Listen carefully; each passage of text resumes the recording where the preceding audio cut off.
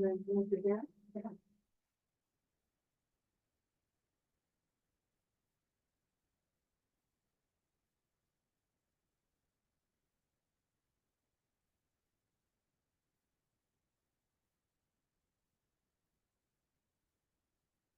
evening, my true blues aficionados. I hope you all are doing well out there today, taking care of yourself, having a little fun while you're getting down out there and kicking off this year.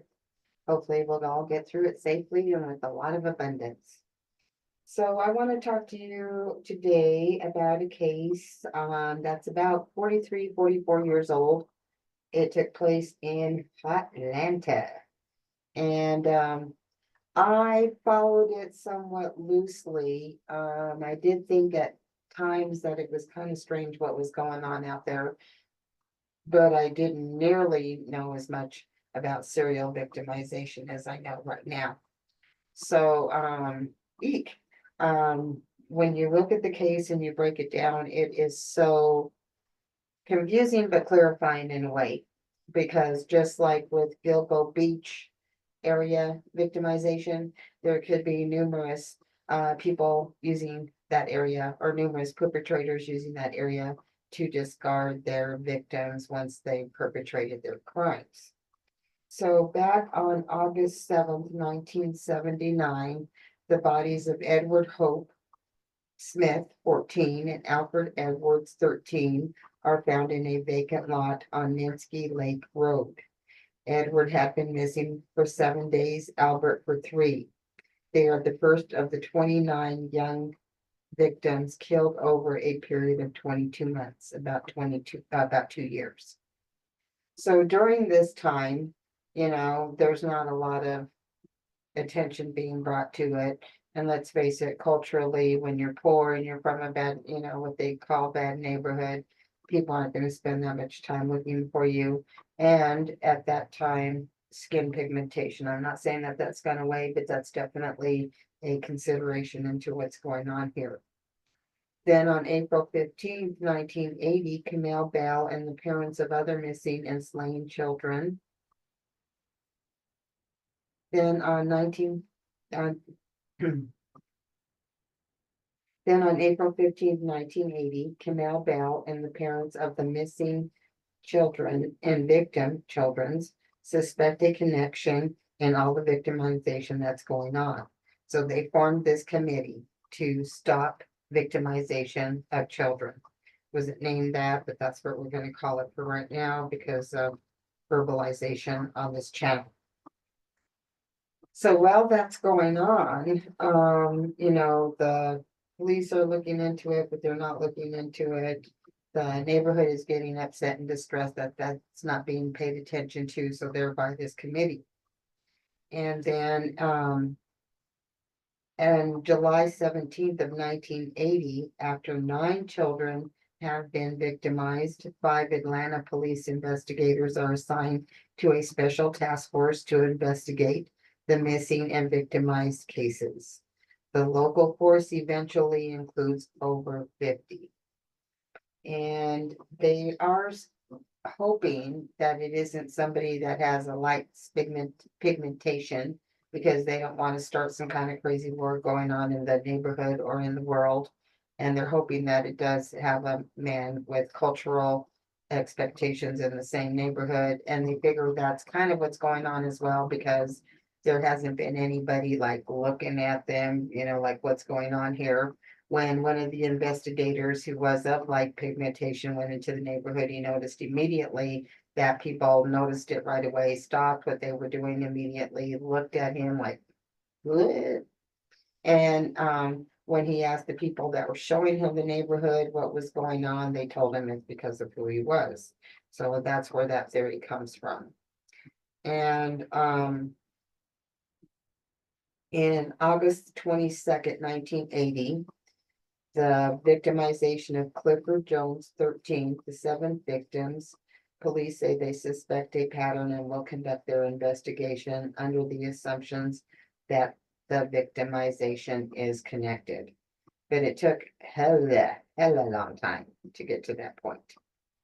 Finally, November 8th, 1980, Attorney General William French Smith orders the FBI to join the case. And then November 11th of 1980, Atlanta Public Safety Commissioner Lee Brown announced that 5 of the nation's top homicide detectives will be brought in as consultants. Okay. And then January 30th, 1981, President Reagan dispatched 2 Justice Department officials to help as well. February 17th, authorities announced that fibrous materials found with the body of Patrick Baltazar, the 18th victim, will allow them to link the death with those of the 5 other missing victimized children. Pardon me.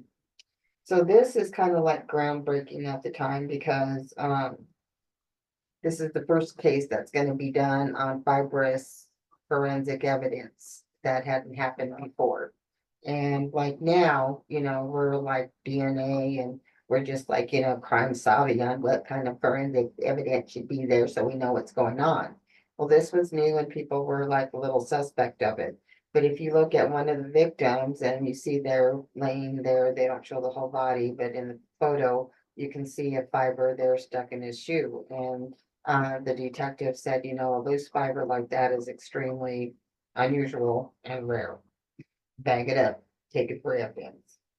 And so at that time, there, like I said, the forensic science was new right then. There was a cutting edge forensic scientist. He just was like, let's get up and bowdy with it. So he was taking those fibers and he was looking at it. The first thing he noticed was like the green fiber. It had such an unusual shape when you looked at it under the high powered microscope. And then when they did investigation on it, it turned out it could only be in 27 rooms. And one of the rooms are the person who was convicted of the crime, Wayne Williams. And so then like I said, they have, there was a blanket that they had found also that had fibrous on the victims as well. Because he was only convicted of 2 victims, and both of those victims were adults. He was not convicted of any of the child victimization that had taken place, but based on his conviction and so the pattern of how he committed crimes and how it linked to 10 other victims is why they were able to hold this evidence and use it to close out the other cases they had involved in the crimes.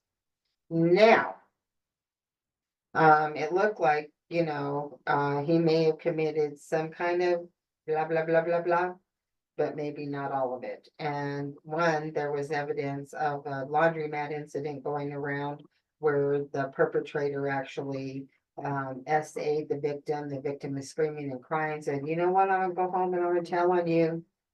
End of story. And they said there was a witness there to witness the expiration of that person.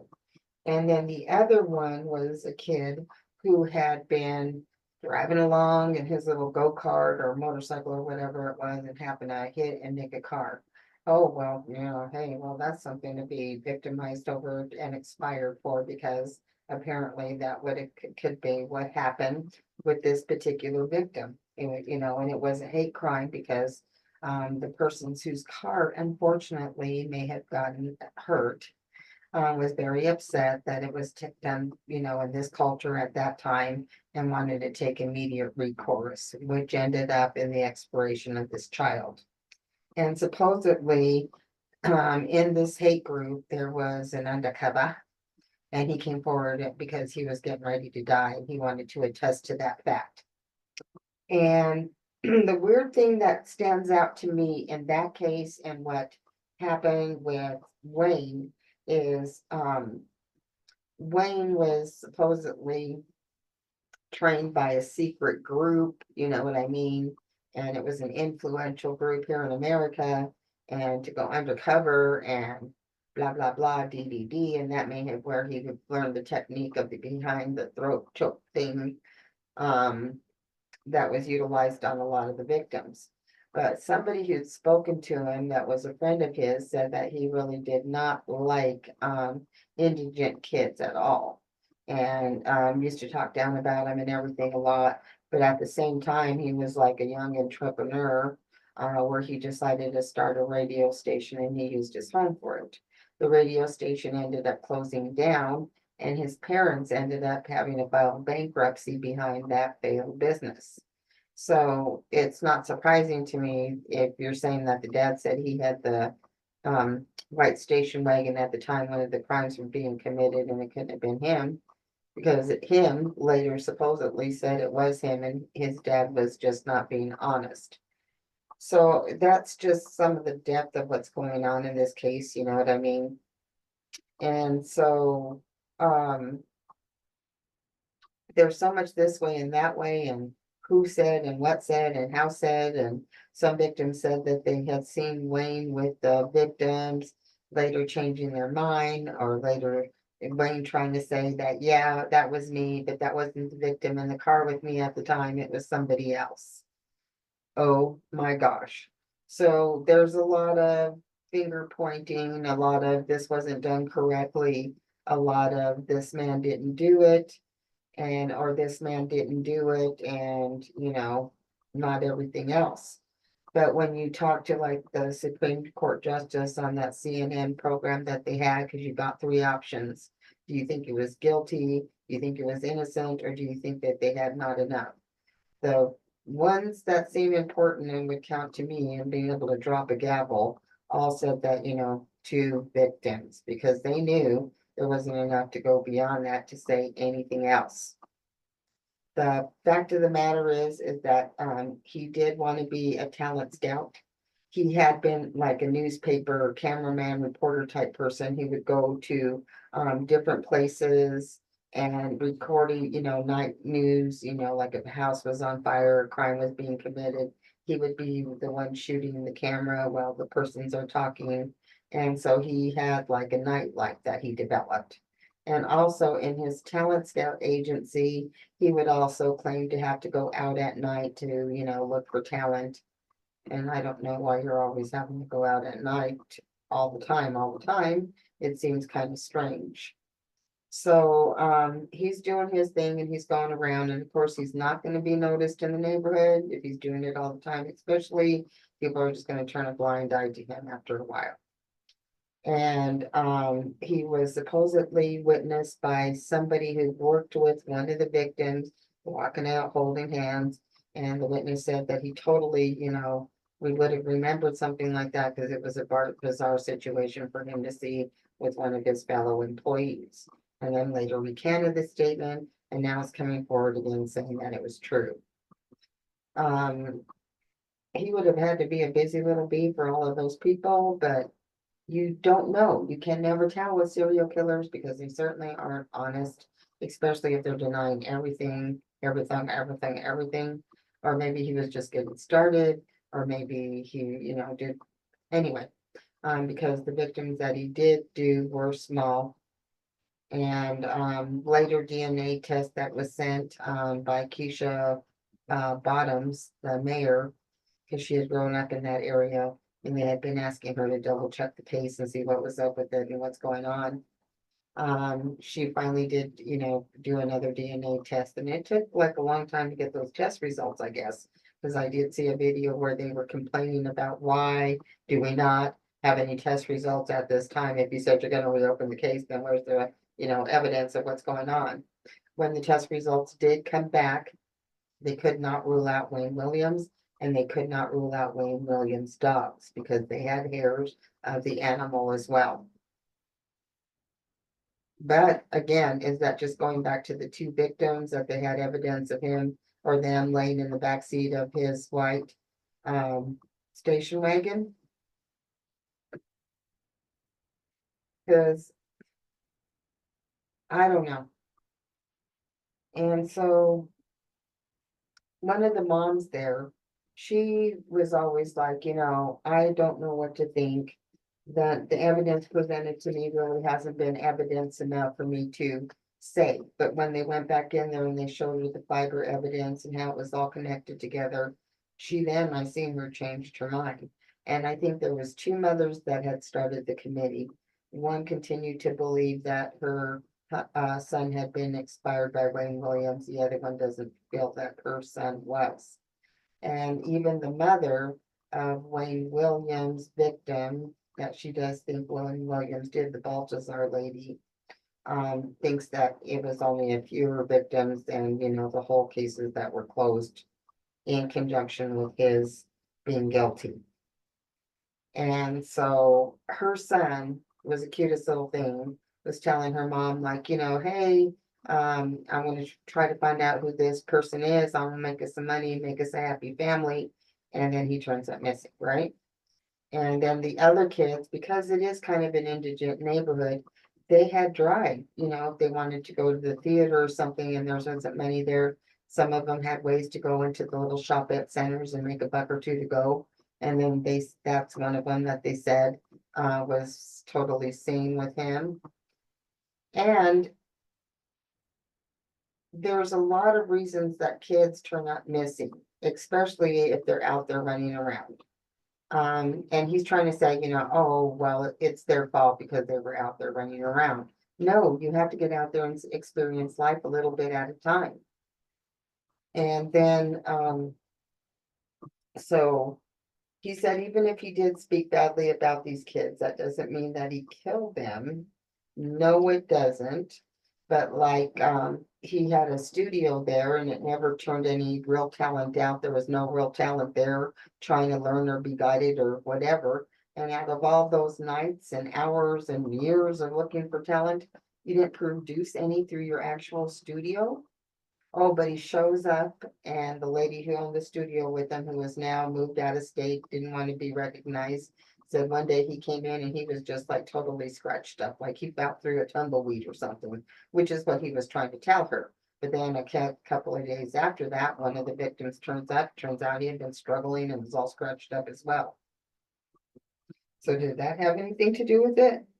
I don't know. And so they keep finding these carpet fibers. Like I said, only 27 rooms in all of America. One of them was Wayne's bedroom. That yellow blanket was supposedly found underneath his bed. And I don't know, everybody was mad when they found out that there had been an investigation into that hate group, the suspects that came out of there. Because I guess nobody wanted to say anything because being so fearful that, we as level-headed human beings don't think, but we should think level-headed all the time, that there would have been some kind of rioting in the streets and some kind of craziness if it didn't align with the way people wanted it to work out with. Now, were people wanting that or were people wanting the truth? Because sometimes the two do not meet. So it was also put out there at the time that these fibrous evidence were being gathered and going to be used on the perpetrator. The perpetrator was aware of what was going on, so he changed his modus operandi. Instead of dumping the kids off, clothes, blah, blah, blah, with all these fibrous evidence on him, he started dumping the bodies into the lake. And for somebody who lived there, they realized that the way the bodies were turning up, that it had to be being dumped into the lake in the middle of the water. So then they do surveillance on all the bridges in the Chattahoochee in areas that are very secluded, because where they're being dropped off obviously has to be secluded. And if somebody is, it's not like you're out there in a trafficked area. If you get pulled over and you get questioned, it's not like, oh yeah, they seen a car pull up, they heard a splash, they found a car turning around and coming back, as they followed it. Once it left where the splash came from, picked him up, and it turned out to be old what's his name. So that's not good. When he's saying, no, I was looking for, what was her name? Uh, somebody Thompson.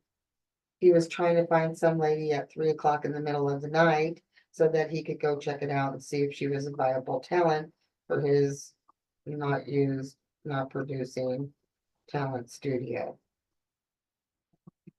So after this has all gone on for a while, there's eventually a concert that takes place to make money for the community. Frank Sinatra and Sammy Davis Jr. come down, and there's a sweet little picture with a young little boy that lives in the neighborhood, who turns out later to be a government figure and laughs over having taken that picture. But, it did have America's eyes and the eyes of the world upon them, and people trying to help solve this throughout time. And then after the modus operandi turned out to be changed, the last two victims were actually adults that were very small and could be taken from behind as much of the crimes had been committed. So like, you know, and so it was very easy to tell what was going on there. Some of the parents could tell from what was going on, with the way the victims appeared when they had been found. And of course, he denies everything, even when you see him in that CNN interview from not too long ago. Everything that is said in that conversation, he denies, denies, denies, denies. And if you know anything about body language and just simply attitude, I don't think it's changed at all, because when he was going through the court process, he finally did get up on the stand. And on the first day, he's all chill and everything, and then on the second day, he comes out like a lion that hasn't eaten for 3 months. And he's growling at everybody and he's carrying on, and he's like, "You want to see the real Wayne Williams? Well, you're gonna see him today." So that was very hurtful. And even his defense lawyer, in her defense, it was her first trial to that epic proportion. She didn't have really the funds that you needed to do to be able to defend him. She claims that she's not sure. She doesn't think that there was enough evidence presented one way or the other for her to feel comfortable about his guilt or innocence. So, they did go ahead and they did catch him in that area there, and he of course denies that, as he's denied everything else. The lady's name was Cheryl Thompson, supposedly, that he was looking for, and then he said he was being scammed, that he never did find that.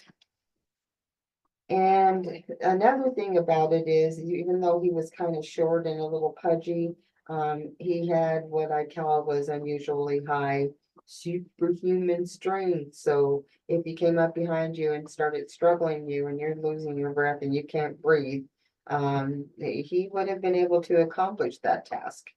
He would never answer directly in that CNN interview. If he would have been able to commit a task like that, he just "Oh, well, you could have too. You can too if you're ever put in that predicament." And she's like, "No, no, but you were trained for it. I could not do that. You probably could," which I thought was very interesting. And I'm kind of looking at my notes here to make everything clear. Oh, and another thing about this that was brought up in the information that I saw is that they knew something was up when these victims turned up missing and their bodies were later found. One, because most child crime or most victimization to expiration, when the victim is expired, they're usually left there or maybe covered with a blanket or something like that. But in this instant, these victims were victimized and then moved. Another thing that I found really interesting is that one of his friends said that how many kids of this culture and this pigmentation do you think you'd have to get rid of to lower the culture? And then that undercover for the hate group basically said that one of the people in the hate group made that similar comment. You hear what I'm saying? They both said almost the same thing about reducing the population of that particular culture. And then they said there was, him being trained in some facility known to us as Americans. And then, yeah, that part of it is just weird to me. And a lot of people do believe that it is a multi-person thing, that it's just not one. Um, a lot of people think that there's some kind of subversive thing going on where people are being tested on, and that's why the victims have turned up, and that there was some kind of testing on them for some kind of cancer agent that is now being enacted in the world. And look like, hindsight's the best fight. See, we said this was happening and it was happening for this reason. And now if you look over here, this reason is now in play as a cure. And is that because it's a marginalized community that it was able to happen? Or is it just because if you keep subterfuge going on, this can happen too? I don't know. Like I said, I paid attention to it when it first came out. I didn't know it went this in-depth on it, honestly. And this guy thinks he's still gonna get out of prison, as he said on CNN. Not if, but when. Love you guys.